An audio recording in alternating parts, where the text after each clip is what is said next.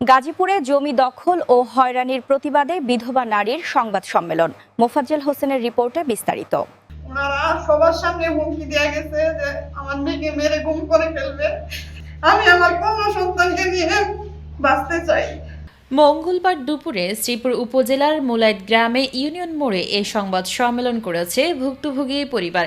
সংবাদ সম্মেলনে ভুক্তভোগী নূরজাহান লিখিত বক্তব্যে বলেন, তার স্বামী মৃত্যুবরণ করার পরে তার উপর নানা ধরনের নির্যাতন সহ আমার স্বামীর রেখে যাওয়া জমিতে থাকা কয়েকটি রুমের ভাড়া জোরপূর্বক নিয়ে যায় আমার স্বামীর বড় ভাই এবং তারা জমি জবরদখল করার চেষ্টা করে। আমি বাধা দিলে তারা আমার 9 বছরের মেয়ে এবং আমাকে গুম করে মেরে ফেলার হুমকি দেয়। আমার মেয়েকে মাদ্রাসা থেকে উঠায় আনতে গেছিল 3 দিন।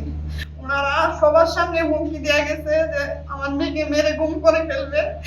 এইসব বিষয়ে শ্রীপুর মডেল থানায় একাধিক অভিযোগ দেওয়ার পরেও কোনো সহযোগিতা পায়নি। থানায় অভিযোগ দেওয়ায় আমার ভাসুর সহ তারা আরও বেপরোয়া হয়ে আমাকে এবং আমার নাবালিকা মেয়েকে নানা ধরনের নির্যাতন করে এবং প্রাণে মেরে ফেলবে বলে প্রাণনাশের হুমকি দেয়। সংবাদ সম্মেলনের মাধ্যমে এই ভূমিদস্যুদের বিরুদ্ধে প্রতিবাদ জানাচ্ছি। প্রশাসনের ঊর্ধ্বতন কর্মকর্তাদের কাছে সঠিক তদন্ত করে বিচারের দাবি জানাচ্ছি।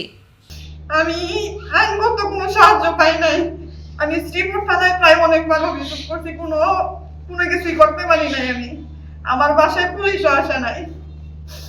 আমি এলাকার কয়েকজন মান্যগণ্য লোককে আমি জানাই, কিন্তু ওনারা কোনো প্রতিবাদ বা কোনো কিছু করেনি।